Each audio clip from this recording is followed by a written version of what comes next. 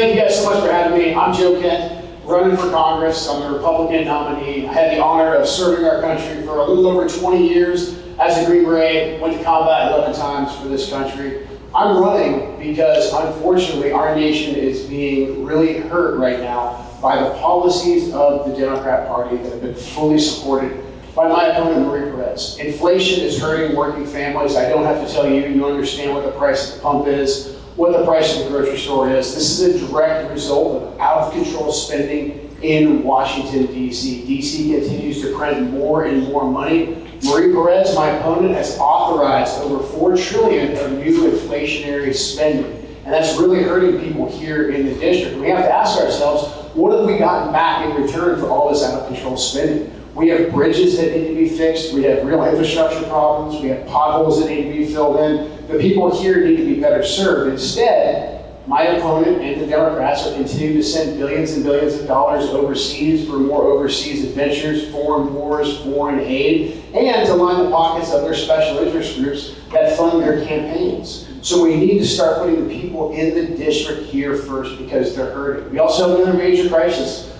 Our country is under invasion right now. We've had millions of illegal immigrants enter our country. We've had enough fentanyl get pumped into our nation to kill every American multiple times over. We have children, infants, babies that are being killed right now by fentanyl. The fentanyl is coming from the wide open southern border. I know this because I've gone out and I've done ride-alongs here in Lewis County. I'm honored to be endorsed by Sheriff Snaza here in Lewis County. I've done ride-alongs throughout the entire district with law enforcement officers, and they tell me that this fentanyl is coming from the wide open southern border. Now, unfortunately, I was very disappointed. One of the first votes that my opponent took in Congress was to leave Biden-Harris's border wide open. And then she came back to the district and said, no one stays awake at night worrying about the open southern border. Well, we're staying awake here at night worrying about the southern border, and so is the family of Trooper Chris Gatt, who was killed by an illegal immigrant who should have been deported. But this state, with its sanctuary protections, protected that illegal immigrant.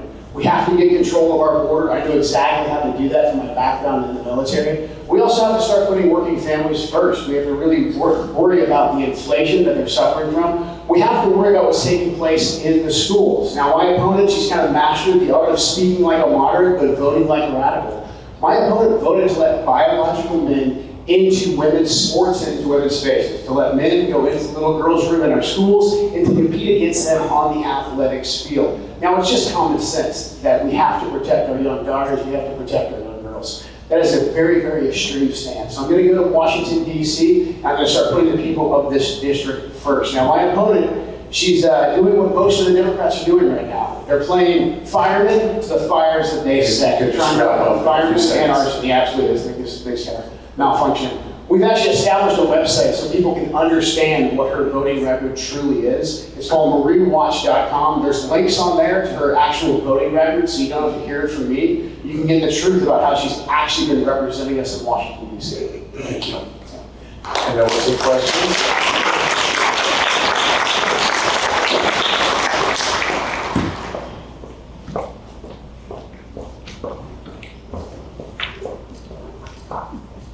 So I'm wondering, I'm over here, what's your stance on abortion? Yeah, it's a great question. Abortion is a very divisive issue.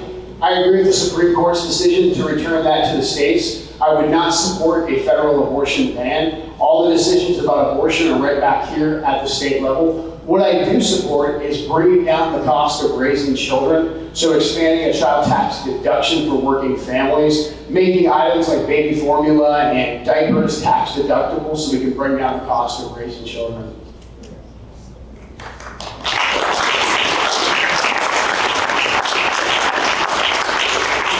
Hi, Joe. That's a fun question I always ask. So what is your opinion of the flow-through dam that we're trying to build at PL for flood control? Look, we need more federal resources in that regard. We need the U.S. Army Corps of Engineers to participate in that. Unfortunately, my opponent voted not to fund the Army Corps of Engineers. We need more participation in flood relief in Lewis County from the Corps of Engineers. So I would be happy to get federal funding allocated to help out with that project and help out with flood relief.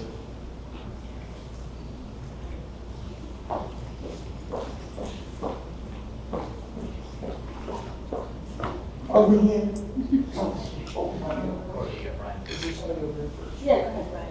Okay.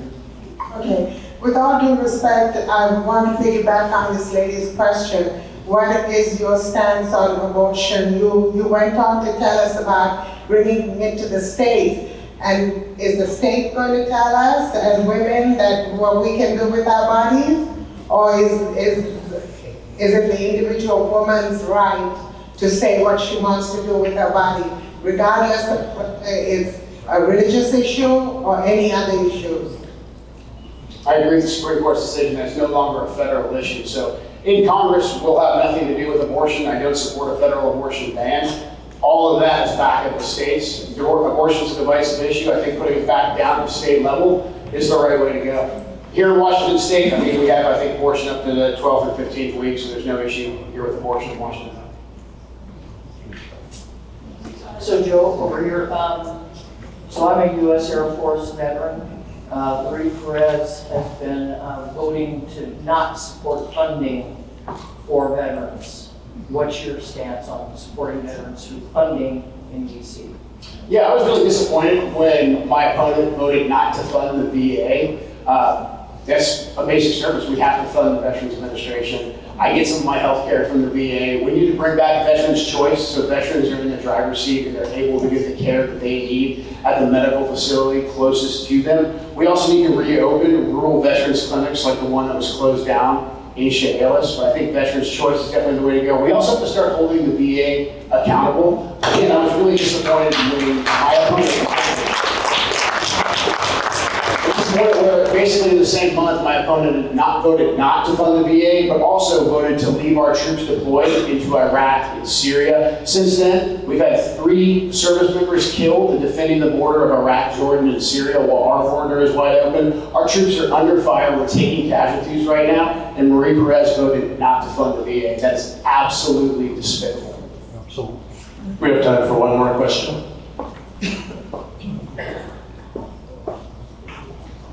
Hi, Joe. I understand that there's a lot of different issues to talk about, but the one thing that Marie seems to be putting out is that she's so supportive of farmers and loggers. And as a Farm Bureau member, I was very disappointed in our Bureau for endorsing her. Can you give me an insight on what your knowledge is of the agriculture industry, especially in this county? Yeah, absolutely. I think one of the big issues that we face in the natural resources industry and in the farming industry is we have too much interference from Washington, D.C. Regulatory capture, the way that we have bureaucrats in D.C. passing regulations that essentially become laws that make it very difficult for small farms, for small timber operations to either harvest timber or to run their farms efficiently and go farm to table. There's way too many regulations there. We need to get the federal government out of it, return control of natural resources and our farming back down to the local level. Now, my opponent voted to allow bureaucrats in Washington, D.C. to continue, unelected bureaucrats, all the different agencies, to continue to regulate our farms and our timber industries and also the Columbia River, all the fishing industry as well. So we need to get Washington, D.C. out of that. I trust local farmers. I trust local forestry experts to actually manage our resources better than unelected bureaucrats in Washington, D.C. We would like to thank you.